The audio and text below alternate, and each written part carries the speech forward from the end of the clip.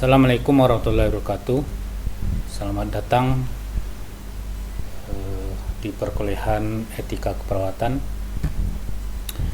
Pada hari ini kita akan melaksanakan kontrak perkuliahan mengenai mata kuliah etika keperawatan. Sebelumnya saya ucapkan selamat kepada saudara yang telah bergabung di prodi keperawatan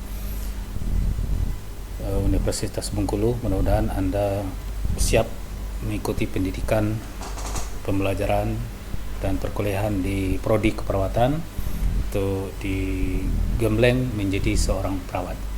Baik, untuk mata kuliah etika keperawatan ini mata kuliahnya terdiri 2 SKS, ya, 1 SKS teori dan 1 SKS praktek. Berarti ada perkuliahan teorinya dan ada perkuliahan prakteknya atau laboratoriumnya. Nah, mata kuliah ini diasuh oleh 2 dosen, itu saya sendiri sebagai koordinator di kelas A dan Ibu Nur Makaromantis atau yang populer dipanggil Bu Eha. Beliau sebagai koordinator di kelas B, tapi secara tim kami bersama-sama di kelas A dan di kelas B. Perlu dijelaskan pada perkuliahan etika keperawatan ini telah disusun silabus mulai dari pertemuan pertama sampai pertemuan terakhir, itu 16. Pokok bahasannya sudah disusun dan siapa dosennya yang mengajar juga sudah bisa Anda lihat di RPS ini. Nah, yang perlu saya jelaskan di sini yang paling penting Anda pahami, yang pertama tentang metode perkuliahannya dan juga sistem penilaiannya. Nah, metode perkuliahannya, karena kita masih sistem daring atau online, mungkin perkuliahan kita dominan sistem daring, itu lewat e-learning, juga lewat metode-metode lain yang sifatnya online seperti Zoom atau yang lainnya. Bisa sinkronis, bisa asinkronis. Nah, untuk perkuliahan pertemuan 1 sampai pertemuan 7 itu kita lebih kepada teori dulu, menyelesaikan teori, sedangkan pertemuan 9 sampai ke 14 itu kita akan melakukan praktek atau lebih role play atau simulasi tentang penerapan etika keperawatan. Perlu Anda pahami juga bahwa etika ini mengantarkan Anda supaya memiliki sikap atau etika perilaku yang sesuai dengan tuntutan profesi keperawatan, baik di dalam kampus, di tempat praktek atau di wahana-wahana praktek nantinya di puskesmas, di rumah sakit, di lapangan, dan juga dalam tata kehidupan sehari-hari.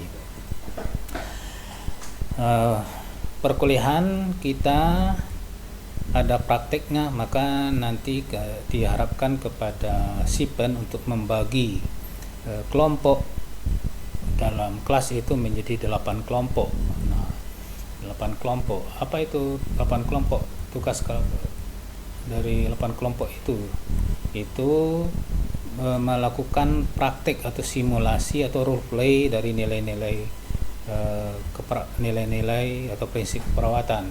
Kita lihat kelompok 1 itu prinsip etika otonomi, kelompok 2 prinsip etika akuntabilitas, kelompok 3 prinsip benefisensi, kelompok 4 keadilan, kelompok 5 non malfeasance, kelompok 7 veracity, kelompok 8 fidelity, atau kelompok yang terakhir ya, itu kerahasiaan.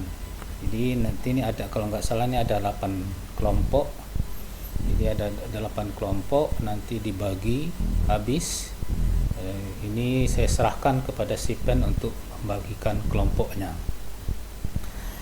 Dan itu nanti simulasi dimulai atau role play dimulai pada setelah UTS. Kemudian yang juga Anda perlu pahami bagaimana sistem penilaian mata kuliah etika keperawatan. Nah, nilai akhir mata kuliah itu diambil dari kehadiran dan sikap itu 10%, tugas itu 20%, praktek ini berupa nanti role play atau simulasi dari kelompok tadi 8 kelompok itu 30%. Kemudian UTS dan UAS masing-masing 20%. Nah, UAS itu materi dari Bu Eha, UTS materi dari Bu Eha, pertemuan 2, 3 dan 4, sedangkan untuk UAS itu materi dari saya sendiri pertemuan 4, 5, 6, 7. Nah, itu bisa Anda lihat, jelasnya Anda bisa lihat di e-learning universitas. Di situ sudah tercantum semua, sudah di-upload materi, tinggal Anda mendownloadnya dan bisa Anda pelajari. Nah, itu penjelasan ringkas. Mudah-mudahan Anda bisa mempelajari RPS ini. Dengan keterbatasan dalam daring, mudah-mudahan Anda bisa mampu memahami materi-materi dari perkuliahan etika perawatan sehingga tujuan dari mata kuliah etika perawatan ini bisa dipahami. Saya rasa demikian. Terima kasih.